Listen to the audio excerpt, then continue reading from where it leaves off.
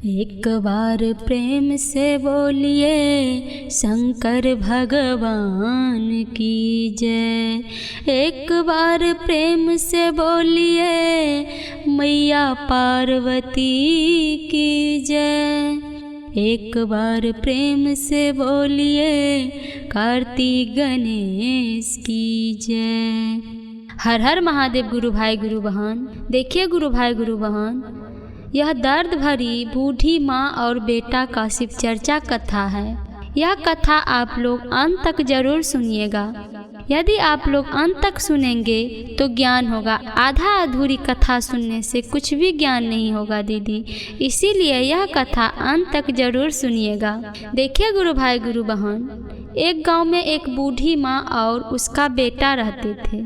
माँ का शरीर बहुत ही कमज़ोर हो चुका था, आँख से ठीक से दिखाई नहीं देता था दीदी, और चलने फिरने में भी कठिनाई होती थी। उसका बेटा उसे अपने ऊपर बोझ समझने लगा। उसका बेटा समझा कि ये तो बूढ़ी हो गई है, सब कुछ मुझे ही करना पड़ता है। अब वो बेटा अपने ऊपर समझने लगा ये मेरे लिए बोझ है। उसने अपनी माँ की देखभाल में लापरवाही शुरू कर दी और अक्सर उसके साथ कठोर व्यवहार करता था, जैसे कि खाना भी नहीं देता था उनको, न पानी ला कर देता था। उसे नहाने का भी मन होता था, वो बेचारी कैसे नहा पाती। वैसे ही कितना कितना दिन तक नहाती भी नहीं थी बेचारी, एक डेग चल भी नहीं सकती थी, और उनको खाना भी अच्छे समय पर नहीं देते थे, और सूखे रोटी वोटी उनको थोड़ा मोड़ा खिला देती थी, उनको खिला देते थे। सूखा मुखा रोटी उनको बना बना के खिला देते थे, नमक रोटी खिलाते थे। देखिए गुरु भाई गुरु बहन, माँ ने तो अपने बेटे को बचपन से लेकर जवानी तक हर कठिनाई का सामना किया था। हर एक दुख विपदा में माँ कैसे पोस पाल करती है बेटा को, लेकिन वही बेटा जब कठोर हो जाता है तो क्या कर पाते हैं, कुछ नहीं कर पाते हैं दीदी। तो देखिए दीदी, उस बूढ़ी माँ के पति गुजरने के बाद माँ ने अकेले ही अपने बेटे को पाला था। कैसे भी करके किसी घर में काम उम करके किसी तरह अपना बेटा को पाल पोस कर बड़ा किया।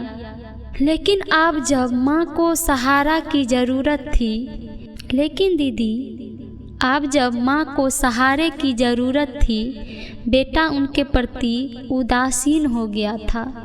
उनके ऊपर नज़र कभी नहीं देखता था, कभी वैसे ही उनको छोड़ देते थे। यदि पैखाना भी करती तो वो इसको वहीं पे छोड़ देते, पेशाब मूत्र जितना वो साड़िए में कर लेती थी वैसे ही छोड़ देते थे उनका बेटा। एक दिन दीदी उसी माँ के गांव में किसी ने अपने आंगन में चर्चा का आयोजन रखा हुआ था। यह चर्चा भगवान शिव की महिमा, उनकी कृपा और भक्ति का महत्व पर आधारित था। गांव के सभी लोग इसमें भाग लेने के लिए इकट्ठा हुए दीदी। बूढ़ी माँ ने भी सोचा कि वह शिव चर्चा में जाकर भगवान शिव की महिमा सुनेगी और कुछ शांति प्राप्त करेगी। वो मन ही मन सोचती है कि मैं भी शिव चर्चा में जाती तो सब कुछ भगवान को सुनाती, मैं अपना दुख सुख सब भगवान को सुनाती। लेकिन दीदी जब माँ ने अपने बेटे से चर्चा में जाने की इच्छा जताई, वो बोली कि बेटा मैं चर्चा में जाऊँ।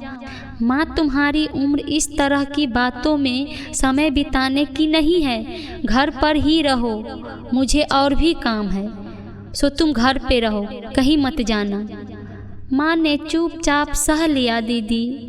वो बेचारी मन ही मन रो रही थी, उनका कलेजा कुहकने लगा कि मेरा बेटा इतना जोर से झझकार कर बोला। वो बेचारी खूब कुहकने लगी और घर में चुपचाप बैठ गई, घर पर ही रह गई। लेकिन उसका मन शिव चर्चा की ओर खींचता रहा। देखिए महादेव का लीला दीदी, उसका मन तो शिव चर्चा में जा रहा था, उनका देह न उनका घर पे था, लेकिन उसका मन शिव चर्चा में था। कान उसका उधर ही था कि शिव चर्चा सुन रही थी। उसने भगवान शिव से मन ही मन प्रार्थना की, हे भोलेनाथ मेरे बेटे को सद्बुद्धि दो, उसे यह समझने की शक्ति दो माँ की सेवा सबसे बड़ा धर्म है। तो देखिए दीदी, वो माँ भोलेनाथ से प्रार्थना करने लगी, हे महादेव, हे शिव गुरु, हे भोलेनाथ, मेरा बेटा को सद्बुद्धि दो, इतना समझने की शक्ति दीजिए हे भोलेनाथ कि माँ को कैसे रखें, कैसे उनको पेट पालन पोषण करे, ये सब सद्बुद्धि दीजिए हे महादेव, हे शिव गुरु। उसी चर्चा के दौरान दीदी किसी गुरु बहन ने एक कथा सुनाई।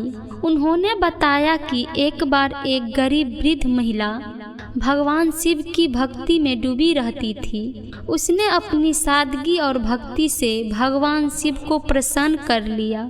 शिव ने उसे दर्शन देकर कहा, जो भी व्यक्ति अपने माता पिता की सेवा करता है वह मेरी सबसे प्रिय भक्त रहता है। माता पिता ही धरती पर जीवित देवी देवता हैं, उसकी सेवा ही स्वर्ग प्राप्ति का मार्ग है। यह कथा सुनकर दीदी उस बूढ़ी माँ के बेटे को हृदय परिवर्तन हो गया।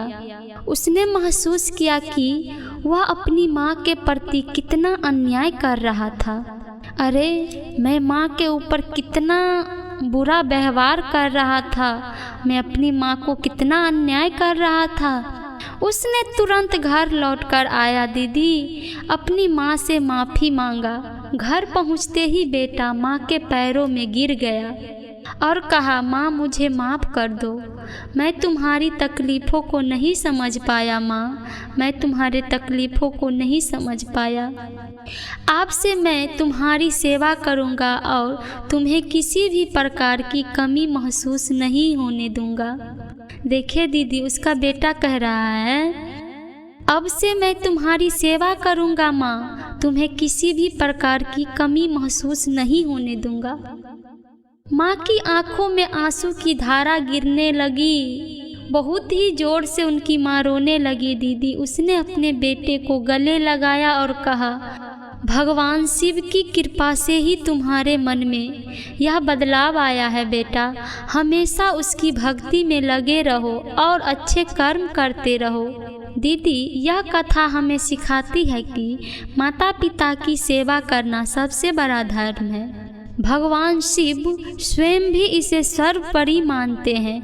जो व्यक्ति अपने माता पिता को सम्मान करता है दीदी और उनकी सेवा करता है, वह भगवान की विशेष कृपा का पात्र बनता है।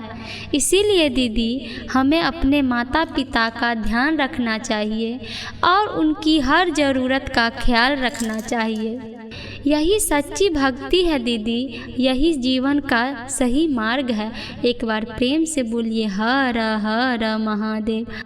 और ये कथा आप लोग को अच्छा लगा होगा दीदी, तो एक बार कमेंट में लिख दीजिएगा, हर हर महादेव, हर हर महादेव।